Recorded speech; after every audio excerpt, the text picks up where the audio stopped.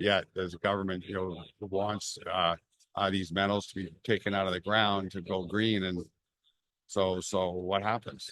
Metal supplies dwindle. That's why you've seen silver supply in the mining sector.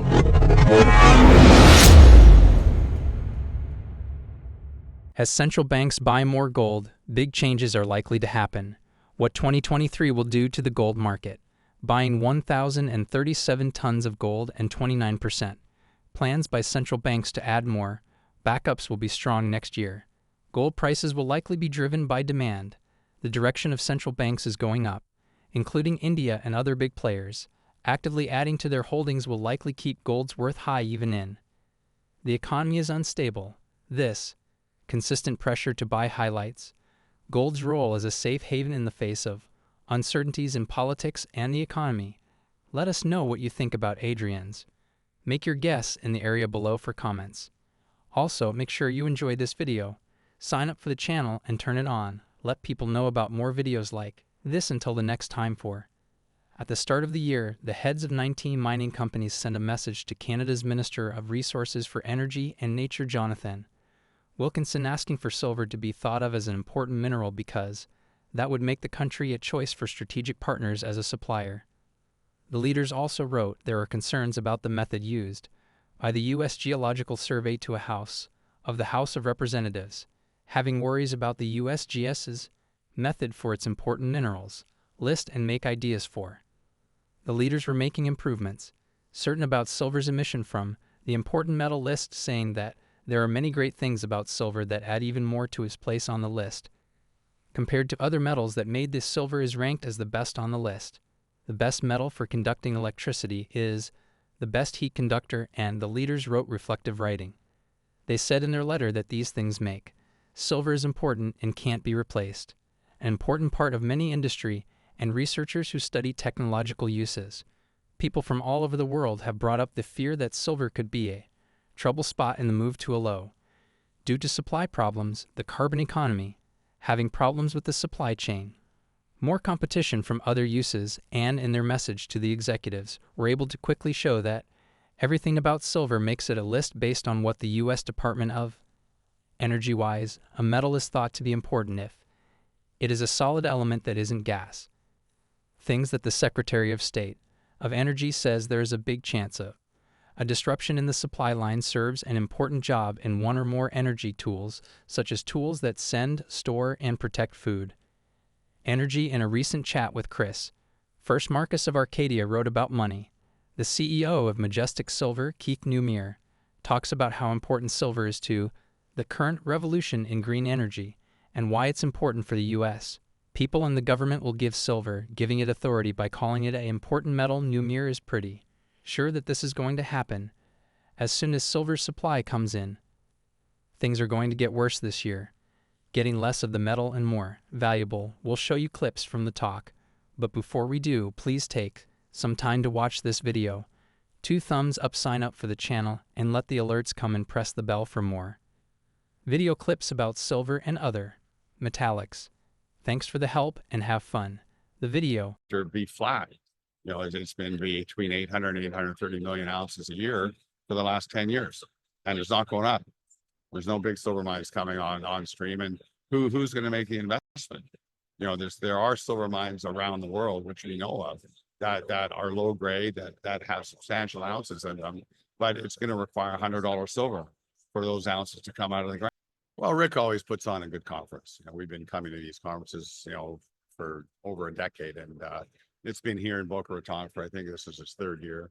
A great venue, brings a lot of people here, and the weather's obviously quite interesting, being so warm and humid the way it is, but it's kind of a nice break from the West Coast. So we're happy to be here, and for me, just talking to shareholders, when I come to a conference like this, no matter what it is or who's managing it, I measure the success on how many investors I actually meet, how many shareholders I actually meet. And this conference and others that are run by this group, always attract, people that are actually invested in First Majestic and First Mining and, other companies that I'm interested in. No, I don't think so. And then when you say generalists, there are no generalists. They're gone. So they ran from this market in 2012, and they've never come back. So, the big mutual funds, the big pension funds, they're all chasing NVIDIA and Tesla and Apple, and they don't give a shit about the mining sector, and they're nowhere even close to looking. Well, I could probably count the number of institutions that are following this sector on one hand. And it's pretty shocking. If you look at our shareholder base back in 2010, 2011, we had a half a dozen shareholders that own 5% of the company each.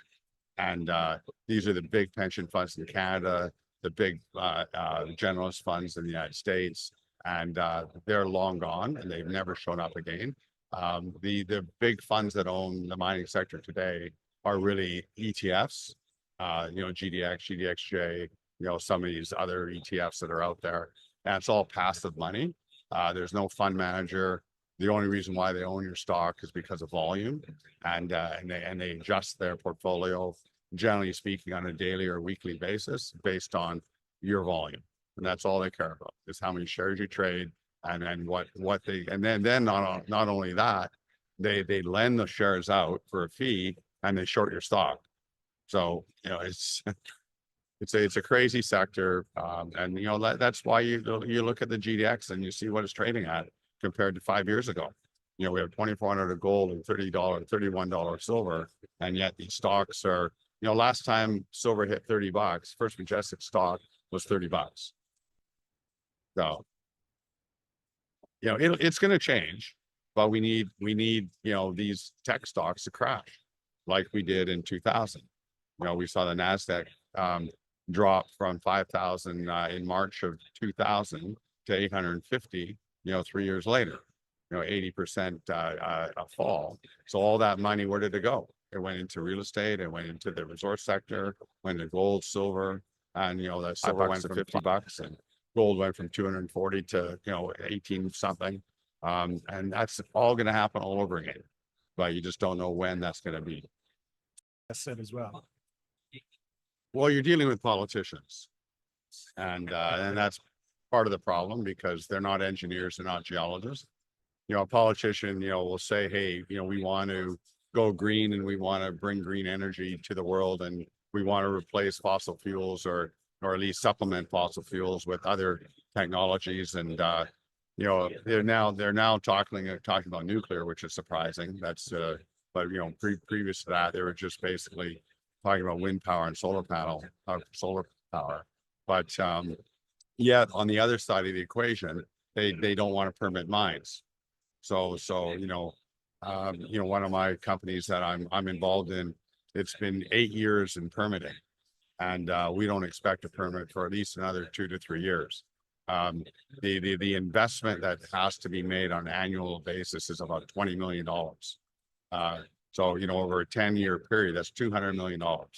So, a mining company, that's tough. You got to raise that money every single year, and you're at risk to the government. You don't know if you're going to get your permit. So it's all risk money. It's all speculative money. It's hard money to raise, because, the people that are putting money into the mining company know that it's a long game. It's not, they're not going to get a return tomorrow. It might take 10 plus years, 20 years in some cases, to get a return on that money. So it's very tough money to raise. And yet the government, wants these metals to be taken out of the ground to go green, and the mining sector says, well, screw it. So what happens? Metal highs dwindle. That's why you've seen silver supply in the mining sector be flat. It's been between 800 and 830 million ounces a year for the last 10 years, and it's not going up. There's no big silver mines coming on stream, and who's going to make the investment? There are silver mines around the world, which we know of, that are low grade, that have substantial ounces in them, but it's going to require $100 silver for those ounces to come out of the ground. And even if we hit $100 silver tomorrow, the mining companies still wouldn't make the investment, because they would think, oh geez, how long is it going to last? You know, we need $100 silver for the next 30 years in order to pay back our investment that it's going to cost to build this mine. So what executive team is going to bet on $100 silver for 30 years, right? It's never happened before. So it's all just basically risk capital. If the governments would loosen up the controls and say, hey, look, we actually are going to put our mouth behind our, or put our actions behind what we're saying, and we're actually going to let the mining sector bring the metal out of the ground and get it into industry. And then the mining sector might decide, okay, well, we'll work with government, but we need zinc, we need copper, we need silver, we need these critical metals to be extracted. These are extractive industries, and if we expect to accomplish all the things we want to accomplish, the government's got to do joint ventures with the mining sector. Simple as that. I don't understand the politics behind how they choose certain metals over others. I looked at the list when it came out last summer, and this is what really started the whole process. And, for me, I look at silver as a strategic metal. I've been saying I called silver a strategic metal over 10 years ago. And, everything we do, even this interview right now, and, all the wars that have been going on around the world, and, whatever the case may be, everything that we do as a human race requires silver. And if it's not strategic, then what the hell is this strategic? On that list, there's probably 10 metals I've never even heard of, right? And they're the smallest, metals there are out there. And sure, okay, fine, you could make an argument for it that maybe they're interesting. Whether there's substitution available for some of those metals, I don't know. But there is no substitute for silver. Silver is the most electrically conductive metal. It's the most reflective metal. It's got antibacterial properties to it as well. So it's used in all kinds of applications. And there's nothing that, the solar panel companies have tried to replace silver with other metals using aluminum and others, and they failed doing it because the productivity of the solar panels dropped to a degree where they weren't really worth much. So silver consumption of solar panels today are actually higher than they were 5 years ago as a result of these solar panel companies waking up to the fact that they're producing crappy solar panels, and they had to smarten up and produce a better product, and that required a little bit more silver, and that's what they're doing. So talking about the government's going back to that, we're pushing the US government. They're going to come out with a new list in 2025. We're lobbying them. We hope to see silver show up on that list. Canada just published their list, and lo and behold, politicians did not include silver on that strategic metals list for Canada, which is quite disappointing, despite the fact that we had several meetings with them. We're now continuing that lobby effort. We're not stopping, but unfortunately, that next list is not coming out until 2027. We'll have to wait 2 more years for the next update on important metals if mining. Businesses such as First Majestic keep putting pressure on people who make decisions. Silver will be on the list, and this will contribute to much higher levels. Prices for the metal. This could even be power strong enough to stop or many times lessen the suppression and prices being changed by business. Investors like banks and other large companies. In the US, please share what you think and feel about Keith's interview in the space below for comments. Also, make sure you enjoy this video. Sign up for the channel and turn it on. Let people know about more videos like. Thanks for watching this. Videos for